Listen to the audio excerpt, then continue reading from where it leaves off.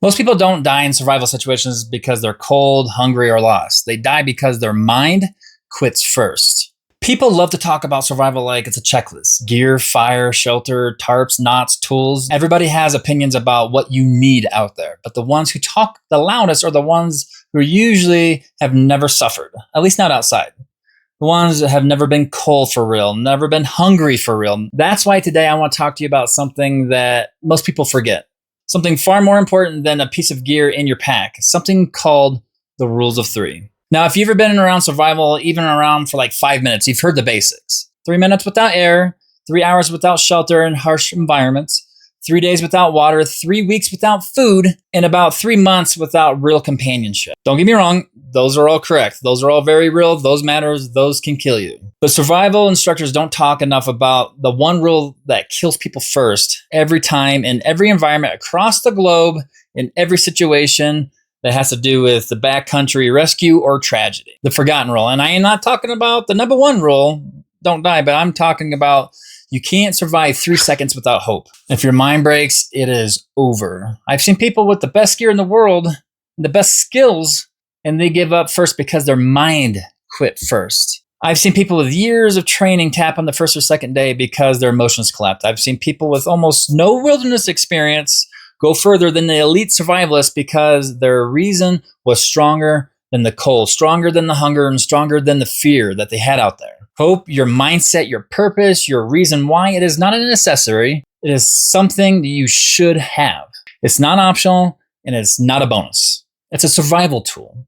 It's the first one you lose under pressure as well. Hope cracks before your fire does. Hope breaks before your shelter does. Hope collapses before your body ever wants to quit. And once hope breaks, nothing else matters. Not your skills, not your strength, not your gear, not your experience. Without hope, the rest of the rules don't even matter. They don't even come into play. So let me explain why. When we teach survival at the Survival University, we have watched people freeze, not physically, well, yes, physically, but mostly mentally. When they get cold, they get tired, they get hungry, they get lonely, and all of a sudden, their brain stops working. Their breathing starts changing. Their decisions slow down. Their confidence starts to melt away because their mental game is out of whack. You can see the light drain out of their eyes before anything else fails. And that's the real danger zone, people. People don't quit because it's cold. They quit because they don't think the cold is survivable. People don't tap because of hunger. They tap because they believe the hunger will break them. And if you let it, it will. People don't walk away from survival challenges because they're weak. They walk away because their mind convinces them that they're already defeated. Hope is the invisible flame that keeps you alive. Like any other flame, it needs fuel.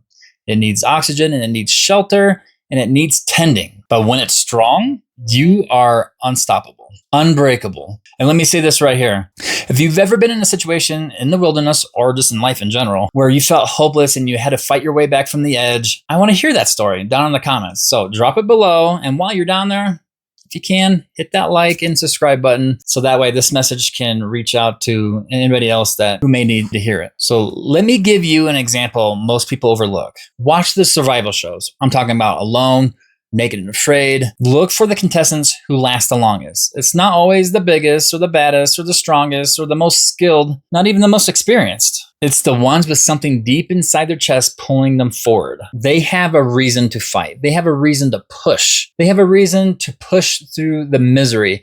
And if you pay attention, you'll notice a pattern. Some of the most successful survivalists, especially on Naked and Afraid, are single moms and dads. And why is that? I'm not saying you have to have kids or anything like that. I'm just saying, let's be honest, people who spend years being exhausted, overlooked, overwhelmed, responsible literally for everything, and still show up for their kids every day. People who push through sleep deprivation, stress, fear, loneliness, and pressure without anyone rescuing them. It's a recipe for success. Those people have a level of mental grit that most folks can't even imagine. They have built their survival mindset long before the cameras started rolling. They aren't out there to test themselves. They're out there to prove to their kids and prove to themselves that they do not break.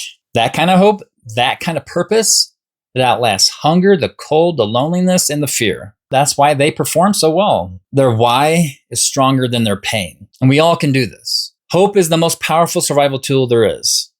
And guess what? It is also the easiest one to lose if you never train it. You can practice fire, you can practice shelter, you can practice knots, you can practice finding water and boiling it with rocks as much as you want. But if you don't train your mind, if you don't train your emotional resilience, if you don't practice managing your fear, your loneliness, frustration, failure, you're not training for survival anymore. You're just playing pretend. And let's be honest, skills without mindset is just cosplay. But mindset without skill is just dangerous and kind of stupid. Skill plus mindset, that's a survivor. That's someone who will outlast the storms. That's someone who gets home. And honestly, if you've ever seen anyone break down or watch someone survive something that they shouldn't have simply because their mind refused to quit, share that in the comments too. I want to hear that story. Now, if this is hitting you in the chest, tap that like and subscribe button so that way more people can see it and share this message out there. Survival is a mental war, and the weapon you bring into that war is hope. It's your reason, your why. Hope can get you out. Hope that someone is waiting for you. Hope that you're stronger than the pain that you're in. Hope that you're not done yet. Hope that you're worth saving. Something. Your kids, job, your pet, I don't know, but if you lose that, the wilderness will swallow you whole. We've seen it over and over again. But if you keep it, if you feed that fire, if you hold on to that reason why, then you're almost impossible to break. Because the body follows the mind every time. So yes, learn your skills, learn your fire, shelter, water. Come to the Survival University and train with us. Buy our gear, train your body, train your craft. But above all else, train your mind. Build a reason so strong that fear cannot touch it. Because at the end of the day, the rules of three are very real. But the forgotten rule is truer than all the rest. You can last 3 seconds without hope. And those 3 seconds are literally everything.